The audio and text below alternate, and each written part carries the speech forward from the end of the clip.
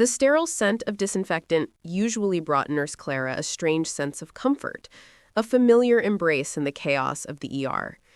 But lately, it felt more like a suffocating blanket. Her fiancé, Michael, a kind and steady hand in her life, was pushing for a promotion at her hospital. A promotion that would mean less direct patient care, more administrative duties, more paperwork.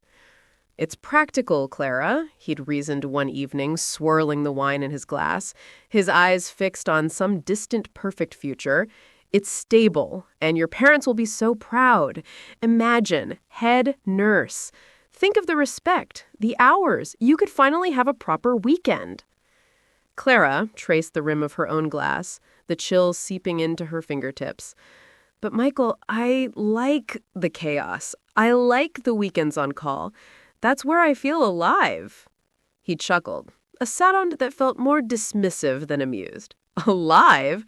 Or just perpetually exhausted? Come on, Clara. You're better than running around like a headless chicken. You deserve more. Her parents, the ever-present chorus of "what will people think" in her life, were indeed ecstatic. Her mother had already bragged to their entire church congregation about Nurse Clara, soon to be head Nurse Clara, subtly implying that Clara's current role was somehow lesser. Her father, ever the pragmatist, had started looking at bigger houses for them. Houses Clara couldn't imagine filling with anything but echoes of unfulfilled dreams. But Clara's heart ached for the quiet moments, holding a trembling hand, deciphering a worried parent's unspoken fears, the raw, unfiltered humanity of the emergency room. She loved the adrenaline, the quick thinking, the feeling of truly making a difference. The thought of a desk, of budgets, of endless meetings felt like a slow, painful amputation of her very soul. It was a golden cage, impeccably polished, but a cage nonetheless. One particularly grueling night, the air in the ER was thick with the metallic tang of blood and the low hum of fear. A new patient arrived, a young woman no older than Clara, brought in after a severe car accident. Her name was Sarah.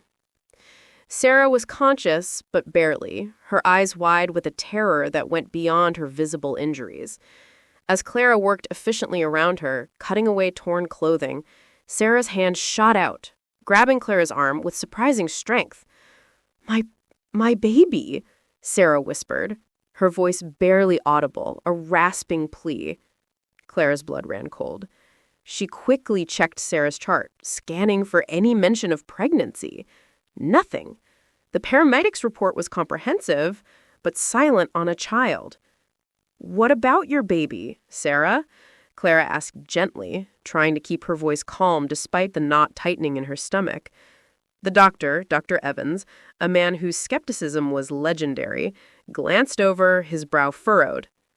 "In the back seat," she choked out, tears streaming down her face, ignoring the pain meds taking hold. "My little Leo. He's just a few months old. I remember unbuckling him to give him his pacifier just before it happened. He was fussing." Her grip on Clara's arm tightened, a desperate anchor. Panic surged through Clara. The paramedics had found no baby in the car? They'd been so focused on Sarah's critical injuries, on stabilizing her before the golden hour slipped away.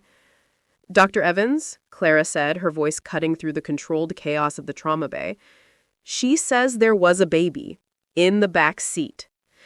Dr. Evans sighed, a sound of weary dismissal. "Clara, the scene was thoroughly searched. Paramedics confirm no other occupants. It's a common psychological response to severe trauma, delusions, phantom sensations." "But her conviction," Clara insisted, looking into Sarah's eyes, clouded with pain but clear with maternal desperation. "It's too specific. My little Leo, unbuckling him for a pacifier." Dr. Evans hesitated, his gaze lingering on Sarah's increasingly agitated form. "All right, nurse, we'll send a unit back, but don't get your hopes up. This isn't a nursery." He said it with a finality that made Clara's jaw clench. Hours later, after Sarah was stabilized and moved to ICU, the news came back. No baby. The patrol officers had done another grid search of the mangled vehicle and the surrounding wreckage. Nothing. Car seat was empty, upside down, one officer reported to Dr. Evans, his voice crackling over the phone. Looks like it was ejected, but no infant. Possible early-stage decomposition from prior accident, or maybe just an old car seat she hadn't removed. Sarah, now heavily sedated, kept murmuring about her baby. The doctors, with grim faces, started talking about post-traumatic stress, about possible delusions. They whispered about contacting a psychiatrist. Michael even called, a concerned line in his voice. "Are you all right? That poor woman. You know, you really should consider that promotion, Clara. Less of this emotional toll." But something in Clara's gut rebelled. She'd seen that raw, desperate fear in Sarah's eyes, heard the conviction in her voice. It wasn't a delusion. It was a mother's truth.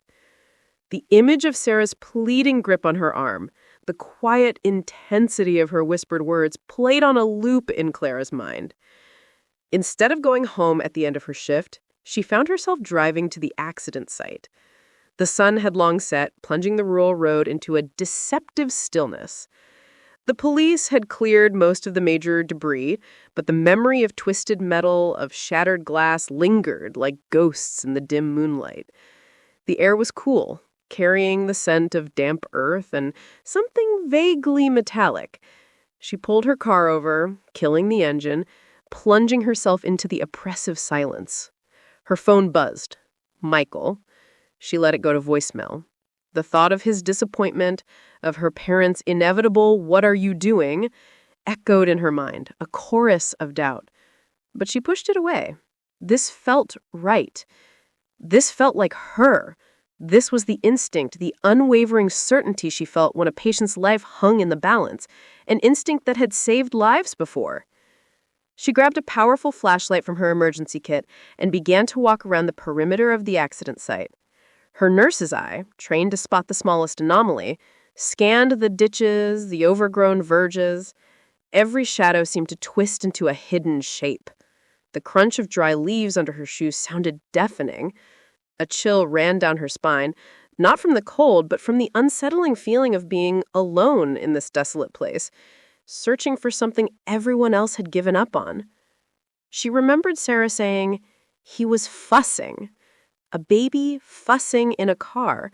Where would a desperate mother put a pacifier? Where would she reach? She imagined Sarah, mid-panic, unbuckling her child just as disaster struck. Then she saw it. Tucked beneath a thick, gnarled bush, partially hidden by debris and a scattering of fallen branches, was a small, bright blue blanket. It was almost perfectly camouflaged in the moonlight, a whisper of color against the drab earth. Her heart pounded, a frantic drum against her ribs. She moved closer, her breath catching in her throat, and beneath it a tiny car seat, flipped upside down, half buried in the soft earth. It looked as if it had tumbled, rolled, and then come to rest in this unlikely haven. A desperate tremor ran through her. This was it. This had to be it. She carefully, almost reverently began to clear away the branches and dirt. As she worked, she murmured, "Please, please be here, little one." The silence of the night pressed in, broken only by the frantic beat of her own pulse. Finally, she managed to upright the car seat. And there, miraculously, was a baby. Pale, shivering, eyes closed, but with a faint, steady breath fogging the cool air. A tiny miracle, protected by the sturdy car seat, the thick bush, and the fierce, unyielding love of a mother. A wave of profound relief, so intense it almost buckled her knees, washed over her. Returning to the hospital with the baby in her arms was a blur of relieved faces, stunned doctors, and a tearful reunion between mother and child. Sarah, still weak, gripped Clara's hand. You believed me," she whispered. In that moment, holding that tiny, fragile life, Clara knew with unwavering certainty what made her happy. It wasn't the promotion, the prestige, or the approval of others. It was this raw, beautiful, terrifying human connection. That evening, as the hospital hummed with its usual night rhythm, Clara called Michael. Her voice was steady, calm, and filled with a resolve he hadn't heard in weeks. "I can't take the promotion, Michael," she said. "My heart isn't in it. My heart is here, with the patients." There was a long silence. She could almost hear his disappointment, the unraveling of their meticulously planned future. "Clara, what about your parents? What about stability?" "My stability," she replied, looking out at the city lights, "is knowing I'm where I'm meant to be. And my parents, they'll have to understand that my happiness is non-negotiable." It wasn't easy. Her parents were upset, Michael was distant for a while, and the whispers at family gatherings were hard to ignore. But Clara found a new strength in her conviction. She started applying for specialist positions in emergency pediatric care, delving deeper into the very field that ignited her passion. One day, months later, she received a card. It was from Sarah. Inside, a picture of a healthy, smiling baby boy and a handwritten note. "Thank you for listening to my heart, Nurse Clara. You taught me to listen to my own." Clara smiled, a genuine, unburdened smile that reached her eyes. The sterile scent of the ER no longer felt like a suffocating blanket. It smelled like purpose. It smelled like home. And she knew, without a shadow of a doubt, that she had finally chosen happiness.